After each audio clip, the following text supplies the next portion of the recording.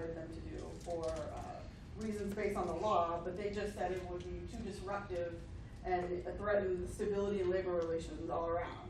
So they literally punted the football unionization case.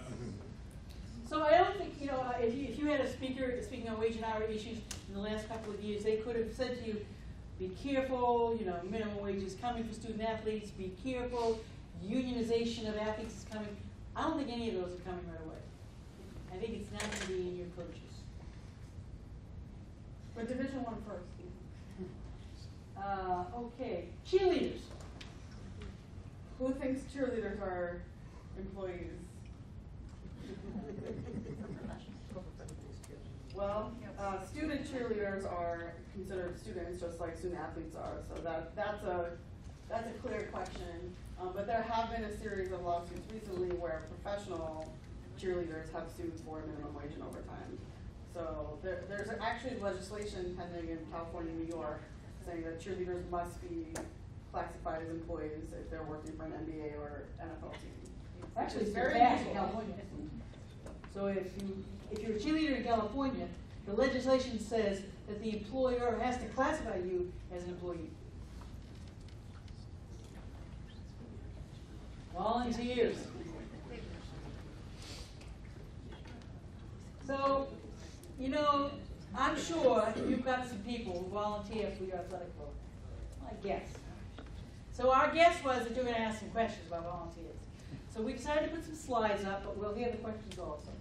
Essentially, if you donate your services for a public service reason, for a religious reason, or a humanitarian objective, not as an employee, and without any contemplation of pay, you're not considered an employee of the religious, charitable, or nonprofit organization.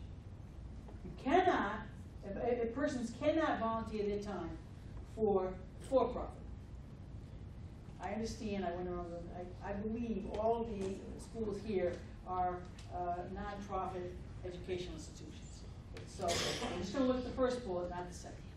By the way, the second bullet is what got all of these interns all up in the fuss, because they said, we really are volunteering for these for-profit entities, and we aren't really interns, we just make coffee, blah, blah, blah.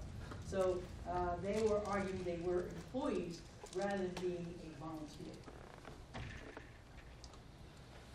Okay, in the nonprofit sector, a volunteer has to do the volunteer work without coercion by the employer, no promises of advancement, no penalty for not volunteering. The activities are predominantly for the employee's own benefit. They get something out of it. Not you, they get something out of it. The employee does not replace another employee or impair the employment opportunity of others. The employee serves without contemplation of pay. The activity does not take place during the employee's regular working hours, and volunteer time is insubstantial in relation to the employee's regular work hours. Now, at least 3 of those factors up there apply to individuals at your university who are not in athletics, but who are volunteering their time to help out the athletic program. So the question is, I work in the ABC department, I've just got my regular old job, I'm a non-exempt employee, I'm just working here, and I come and volunteer for the athletic department on weekends to hand out tickets or collect tickets or whatever I'm doing. Does that person have to be paid? That's what these factors apply to.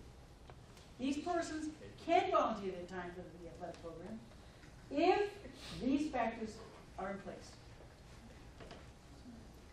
But for example, if you work for the university in media or in IT work, you couldn't go on the weekend and do IT work. You couldn't volunteer for IT work. If you worked in media, you couldn't volunteer your time for the athletic department in media. Do something else. A question came up. What if I know that by getting to know the coach or the assistant coach, I might be hired as a coach? Okay, is that a promise? If the coach promised that if you help me, I'll see that you get hired, you have a problem. And the time spent by that worker could be as an employee, and he could be deserving of money. Okay? No promises. So when you're talking to your coaches, and they're dealing with volunteers, no promises of future employment. Would we look at all the volunteers and think that that was a good plus in their resume? Sure. But no promises of future employment. Yes? Who can enter into that arrangement, though? I mean, is it the coach, if it's a coaching situation, or is it the president? And does there need to be something in writing? The coach. And the coach can enter into the relationship with the university to be involved. And here's what you are expected to do.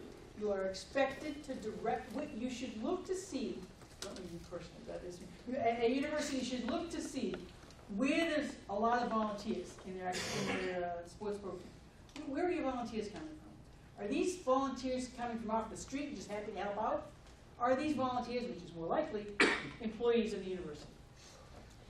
Then you need to tell anyone who uses volunteers that no promises can be made that if you volunteer here, X will happen to you, Y will happen to you. Because they can bind the university. Just like, another example of that is, just like in the sexual harassment area, a low-level employee can bind you to a fat payment if they inadvertently or overtly would cause engage in sexual harassment. Okay, a public sector employee, that doesn't affect you, so you won't be. Private individuals off the street can come to university and volunteer. And you can pay certain things to volunteers. You can pay their expenses, you can pay reasonable benefits, you can pay nominal fees, such as getting them in for free, and you can, are permitted for the non-employee volunteer. Not for the employee volunteer, the non-employee. You're up. So the Department of Labor has actually issued a couple of opinion letters on the status of volunteer coaches. And the most important letter, I think, for our purposes is this 2009 letter where they didn't actually even address whether or not there was an employment relationship. In that particular circumstance, they found that the teaching exemption applied because those volunteers were just members of the community who volunteered to coach public high school athletics where they didn't actually employ anybody on staff to do it. And they found that they spent their primary duty on instruction.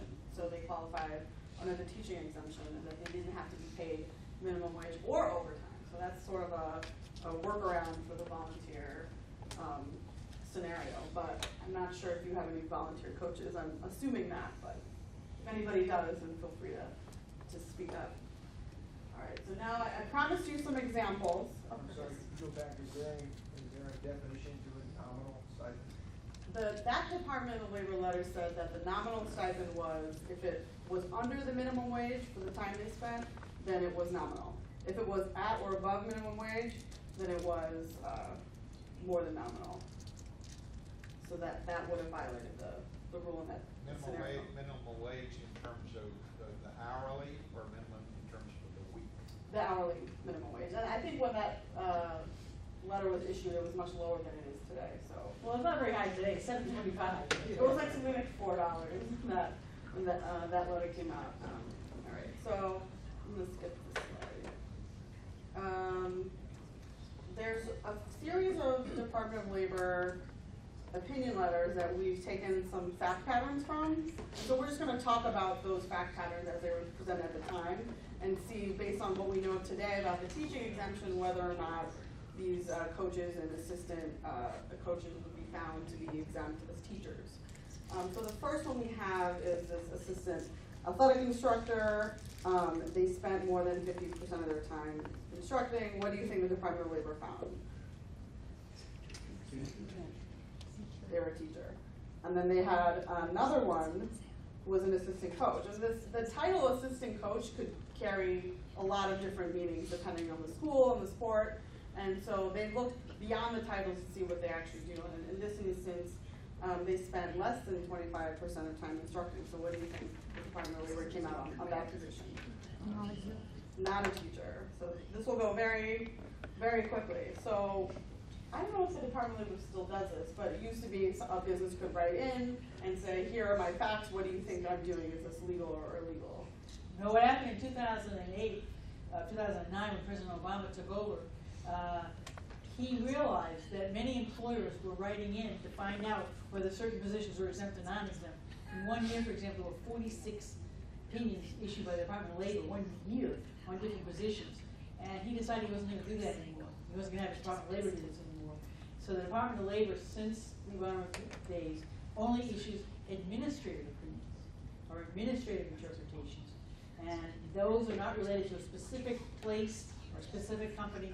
They're related to the universal job description or universal delineation of a position. So it's not as helpful that they don't release them anymore, but we have some to go on to the past. This particular letter involved assistant athletic instructors, or AAIs. And so these are the facts presented by this particular group of employees. So they have to have at least an undergrad degree. They reported to the head coach. They had to teach skills to student athletes. They instructed them on physical health, team concepts, and safety. And they also did a lot of recruiting. So they developed the recruitment strategies. They spent time visiting schools and interviewing students and prospects. And then they researched potential targets. And just out of curiosity, how many people think that this particular position turned out to be exempt? Just one? 1, 2, 3. And how many people think it was non-exempt?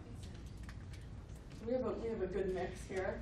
So this one actually turned out, the Department of Labor said that the time spent on recruiting were non-exempt duties, so they didn't count in favor of the exemption in this particular